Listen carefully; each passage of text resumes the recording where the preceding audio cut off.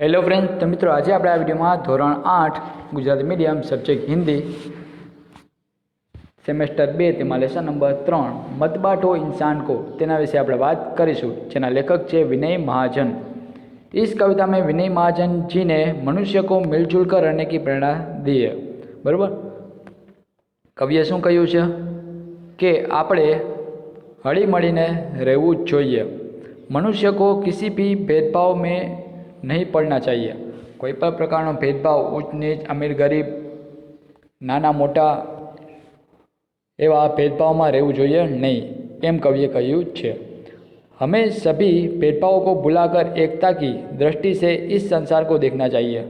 આપણે જે કંઈ भेदभाव છે એ ભૂલી અને એકતાની દૃષ્ટિથી આ સંસારને જોવું જોઈએ। यह प्रकृति भी हमें निरंतर यही उपदेश देती है। इस कविता में एकता, मिलजुल कर रहना, समानता आदि मूल्य समाविष्ट है। बराबर, आ काव्य में कया कया मूल्यों की बात करेली है? एकता, मिलजुल कर रहना और समानता। चलो हवे आपणे काव्य जोईए। मंदिर मस्जिद गिरजाघर ने बांट लिया भगवान को, धरती बाटी सागर बाटा मत बांटो इंसान को। कवि दुनिया के लोगों से कहते कि भगवान तो सबका एक ही है, परंतु तुमने मंदिर मस्जिद गिरजाघर आदि अलग अलग पूजा घर बनाकर भगवान का बंटवारा कर लिया है ना। आज इंसान ने क्या कर लिया है? भगवान का बंटवारा। और क्या बनाकर? हिंदू के लिए मंदिर, मुसलमान के लिए मस्जिद और गिरजाघर, ये सभी बनाकर भगवान का बंटवारा कर लिया है। और गिरजाघर यानी चर्च। इसी तरह अलग अलग देश बनाकर धरती भी बांट लिया। आज हम देखते कि इतना हिस्सा जो हमारा भारत देश का और यहाँ से पाकिस्तान, बांग्लादेश सभी बॉर्डर बनाई गई है, जिनसे एक ही धरती का बंटवारा हो गया है। तो ये सब किसने किया है? इंसान ने ही किया है। तो इस तरह धरती माता को आज इंसान ने बांट लिया है। सागर के भी अलग अलग हिस्सों पर अधिकार कर उसे बांट लिया है। सागर यानी कि समुद्र, समुद्र जो एक ही है, लेकिन हम दक्षिण की ओर देखते तो वहाँ हिंद महासागर, पश्चिम में उसका ही नाम क्या हो जाता है? अरब सागर। बराबर, ऐसे समुद्र को इंसान ने बांट लिया है। एक्चुअल में वो एक ही है। अब कम से कम इंसान का बंटवारा तो मत करो। इंसान का भी आज बंटवारा हो गया है। ये हिंदू, ये मुस्लिम, ये सिख, ये ईसाई, इस तरह इंसान का भी आज बंटवारा हो गया है। आगे हम बात करते हैं। अभी रात तो शुरू हुई ये मंजिल बैठी दूर है, उजियाला में लो में बंदी हर दीपक मजबूर है। क्या कहते हैं कवि? दुनिया में समानता की भावना फैलने की अभी तो शुरुआत ही हुई है। समानता यानी सबको एक ही नज़र से देखना।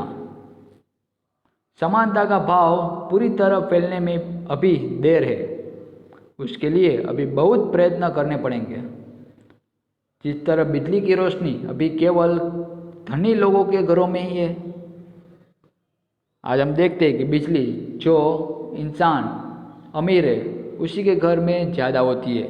गरीबों के घर के हम देखते हैं तो गरीबों के झोपड़ों में अब भी दीपक ही जल रहे हैं, है ना। उसके बाद मिला न सूरज का संदेशा हर घाटी मैदान को, धरती बाटी सागर बाटा मत बांटो इंसान को।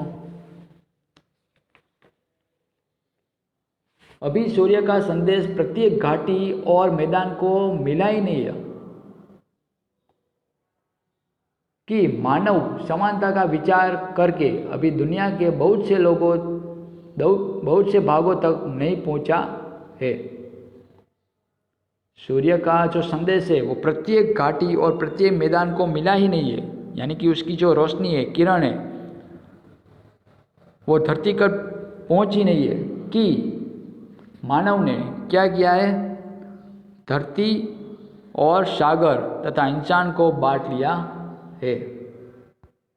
अब भी हरी भरी धरती है, ऊपर नील वितान है, पर न प्यार हो तो चक्षुनाश जलता से रेगिस्तान है। धरती अब भी पहले की तरह हरी भरी है, यानी कि उसमें कई सारे फसल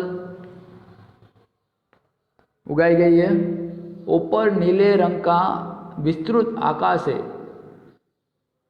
जो पहले जैसा ही है। नीचे क्या है, खेत, और ऊपर आसमान, आकाश। लेकिन दुनिया में अभी भी प्रेम की भावना नहीं है। प्यार के बिना हरी भरी धरती वाला भी यह संसार भी जलते हुए रेगिस्तान जैसा है। हरा भरा खेत है, ऊपर नील वितान है यानी कि आकाश है, लेकिन अभी भी दुनिया के लोगों में प्रेम की भावना नहीं आई है, जिसके कारण ये पूरा संसार जलते हुए एक रेगिस्तान यानी कि रण प्रदेश जैसा है। पूरा संसार कैसा है, रेगिस्तान जैसा है। अब भी प्यार का जल देना है हर प्यासी चट्टान को। क्या कहते हैं इसमें कवि, हमें हर प्यासी चट्टान को, चट्टान यानी कि पहाड़, पर्वत, पत्थर, इन सब को क्या देना है, प्यार का जल देना है यानी कि पानी देना है। धरती बाटी सागर बाटा मत बाटो इंसान को।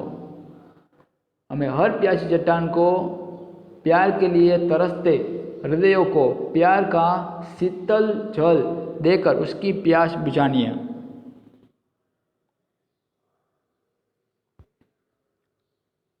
तब ही इस संसार के लोगों में प्रेम की जो भावना है वो आ सकती है। साथ उठे सब तो पहरा हो, सूरज का हर द्वार पर, हर उदास आंगन का हक हो खिलती हुई बहार पर। साथ उठे सब तो पहरा हो, एक साथ हम सुबह उठते तभी तो ये सुबह होती है। और पहरा होता है, पहरा यानी कि चारों ओर हमारी नज़र रहती है। सूरज का हर द्वार पर, समानता के सूरज का प्रकाश तभी सबको मिल सकता है जब सब लोग एक साथ जग जाए, है ना।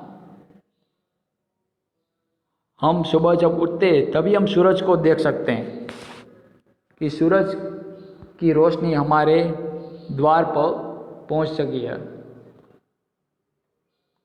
और इतना ही नहीं, अपना दरवाज़ा खोल दे तभी हमें सूरज की जो रोशनी है वो दिखाई देती है। हर उदास आंगन का हक हो खिलती हुई बहार पर। सबके घरों के आंगन में तभी समानता का प्रकाश और समानता की भावना फैलेगी जब हर आंगन में उसी तरह खुशी छा जाएगी जैसे बाग में बहार आती है। बगीचे में जब फूल पौधे खिलते कब, जब सूरज की रोशनी उस पर आती है तब। रोंद न पाएगा फिर कोई मौसम की मुस्कान को, और धरती बाटी सागर बाटा मत बाटो इंसान को। विश्व में समानता का भाव फैलने पर कोई किसी पर जुल्म नहीं कर सकता, बराबर। रोंद न पाएगा फिर कोई मौसम की मुस्कान को। मौसम की जो मुस्कान है, प्रकृति का ये भाव है, उसको कोई रोक सकता नहीं है। कोई किसी पर जुल्म या अत्याचार नहीं कर सकता है। इसलिए कहा गया है धरती बाटी सागर बाटा, लेकिन इंसान को अभी मत बांटो।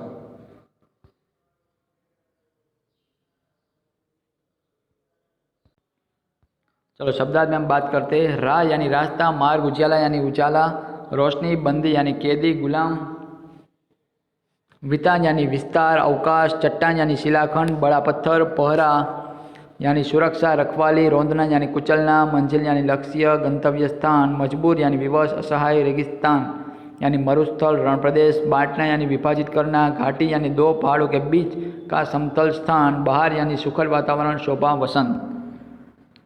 चलो अभ्यास में हम प्रश्नों के उत्तर दीजिए, वो देखते हैं। इंसान को बांटने का क्या अर्थ है? इंसान को बांटने का अर्थ यही है कि सभी मनुष्यों को समान दृष्टि से न देखना। आज ऊंच नीच, जाति पाति, गोरा काला आदि भेद कर लोगों में अलगाव की भावना पैदा कर दी गई है। सभी मनुष्यों के रक्त में एक जैसी लालिमा तथा उनमें एक जैसी भावनाओं की अनदेखी कर केवल उन्हें बाहरी स्वरूप पर ध्यान दिया गया है। इस प्रकार इंसान का बंटवारा किया गया है। लोगों ने भगवान को किस प्रकार बांट लिया है? कुछ लोगों के भगवान मंदिर में तो कुछ लोगों के भगवान मस्जिद में रहते हैं। कुछ लोगों ने अपने भगवान के लिए गिरजाघर बनाए यानी कि चर्च। एक ही भगवान को लोगों ने अलग अलग ढंग से देखा है, लेकिन एक्चुअल में ये क्या है? भगवान एक ही है। वे उनकी अलग अलग तरीके से पूजा करते हैं। इस तरह लोगों ने भगवान को बांट लिया है। चट्टानों की प्यास कैसे बुझाई जा सकती है? तो चट्टान का अर्थ है वे लोग जो भेदभावों के जुल्म सहते सहते पत्थर जैसे कठोर हो गए आज, यानी कि उसके गुलाम हो गए। हमें उन लोगों के साथ समानता का व्यवहार करना है, उन्हें भी अपनत्व प्रदान करना है, यानी कि अपनापन। इस प्रकार प्यार का शीतल जल देकर चट्टानों की प्यास बुझाई जा सकती है। इस काव्य को आरोह अवरोह के साथ गाइए और समूह गान कीजिए। तो आपको करना है। उसके बाद निम्नलिखित काव्य पंक्ति का भावार्थ बताइए। अभी रात तो शुरू ही है, मंजिल बैठी दूर है, उजियाला मेलों में बंदी हर दीपक मजबूर है।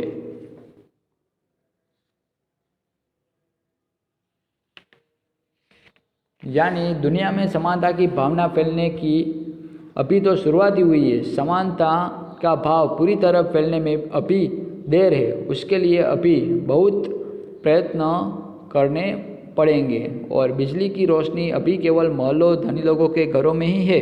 गरीबों के घरों में अब भी दीपक ही जल रहे हैं। चलो स्वाध्याय में बात करते हैं हम। कविता के अनुसार अब तक किन चीज़ों का बंटवारा हो चुका है? तो अब तक मंदिर, मस्जिद और गिरजाघर यानी कि चर्च आदि के रूप में भगवान का बंटवारा हो चुका है। इसी तरह भिन्न भिन्न देशों के रूप में धरती और सागर भी बांट लिए गए हैं। किसकी मुस्कान को कोई रोंद नहीं पाएगा?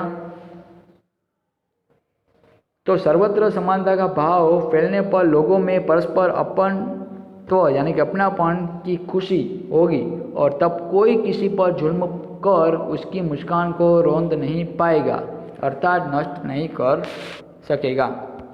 हरी भरी धरती को कौन सी परिस्थितियां रेगिस्तान में बदल सकती है?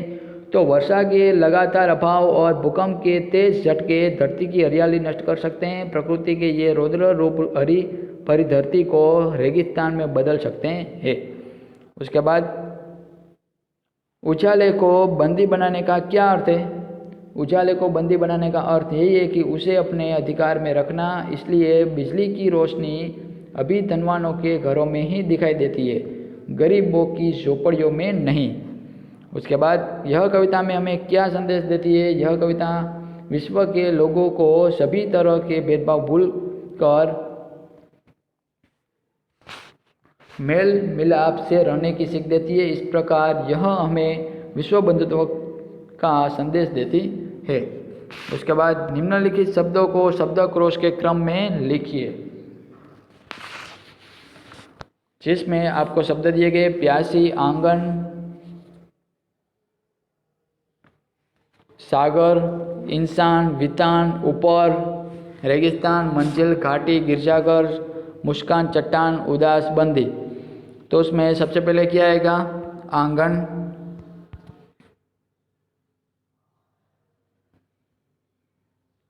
उसके बाद इंसान, उसके बाद उदास,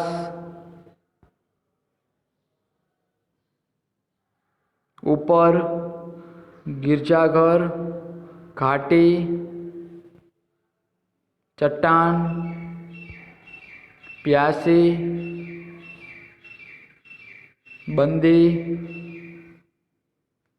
झील, मंजिल,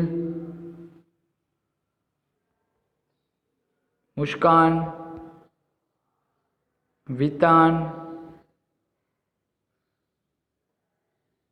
मुस्कान के बाद आएगा रेगिस्तान, उसके बाद वितान और सागर। चलो आगे हम बात करते हैं। आज के इस आधुनिक परिवेश में संयुक्त परिवारों की जगह एकल परिवारों ने ले ली है। एकल परिवार के पक्ष विपक्ष पर कक्षा में चर्चा कीजिए। उसके बाद क्वेश्चन नंबर 4, अपूर्ण काव्य को पूर्ण कीजिए। रात होने पर मैं निकलता, सबको देता हूँ शीतलता। तो मुझे देख सबके दिल बहलते, बच्चे मुझे पाने को मचलते, सब कहते मुझको मामा, हर बालक है मेरा भांजा, यो तो मैं तारों का राजा।